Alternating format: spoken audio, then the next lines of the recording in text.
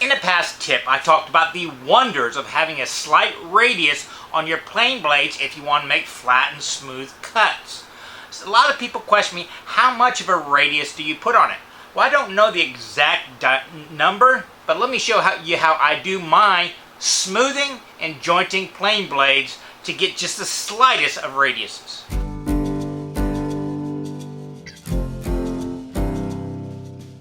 Now this edge is a little bit too thin for me to zoom in on to give you a good explanation, so we're going to go to the whiteboard. Now most of my wooden planes have some kind of single iron tapered blade, or they're the Hawk style where the chip breaker is part of the blade and it gets that tapered shape.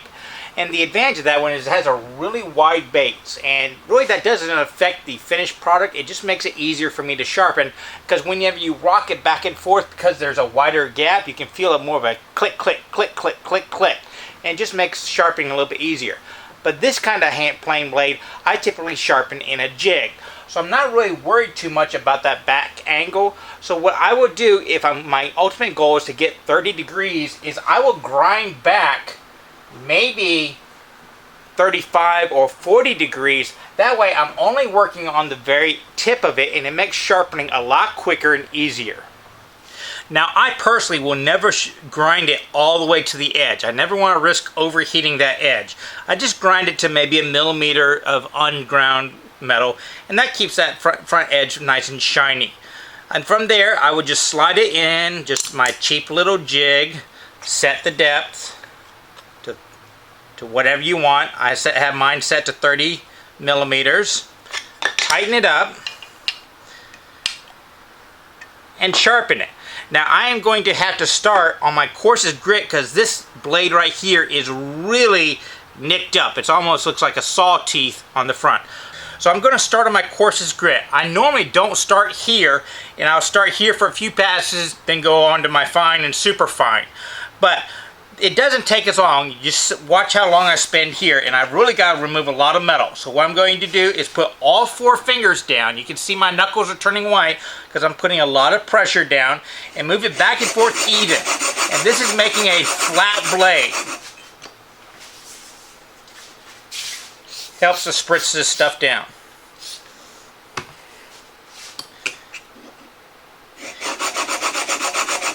This is making a very flat blade just to get rid of all that damage.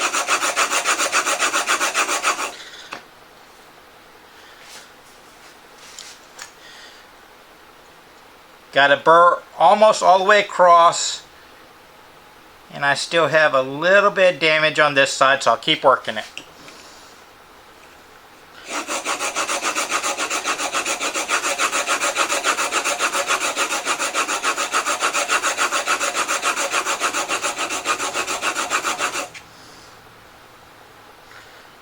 Okay, I now have a monster burr going all the way across.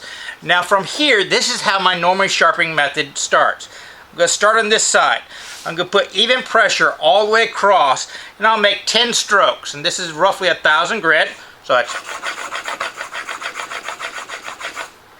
that's it on this stone. Make sure I like the way it's looking. Got a nice burr on back that's a little bit smaller than this one. I come over to my 4,000 grit, and at this point in time I'm going to make 10 strokes with equal pressure all the way across. Now I'm going to put all my pressure on one side and make about 20 strokes.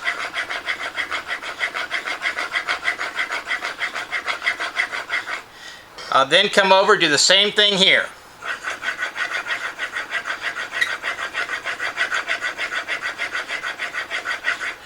I'm then going to come over to my finest stone, starting out in the middle, making 5 or 10 strokes,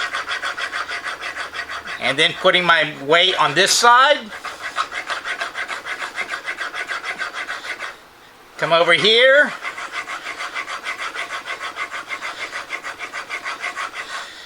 And there we go. Got a nice tiny burr. Take it out. Take my burr off.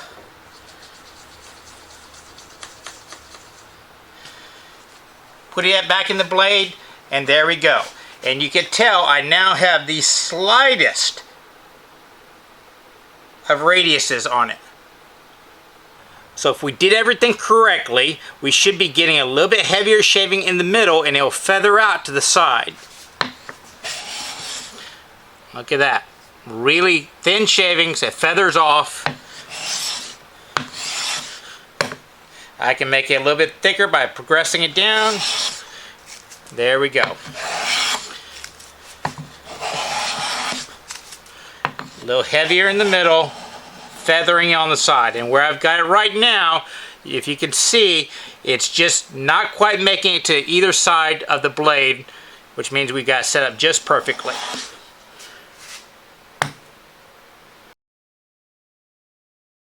For today's bonus, I want to introduce you to a new YouTube channel that's just coming out. He only has about 1,000 viewers right now. It's Vidpol Fine Furniture. And this is one of the more of those inspirational music and just watching woodworking happen. But the way this guy is doing his filmography is really nice. I think with a little bit more practice, he might be one of the better ones out there as far as even that. But what really impressed me is the techniques he's using. I mean, these are classical Japanese style techniques that are working wonders. I mean, the finished product, you know, admittedly, a lot of us YouTubers, we aren't making the highest quality of products, but this guy is. So it's worth checking out. Vidpol Fine Furniture. I'll put a link down below.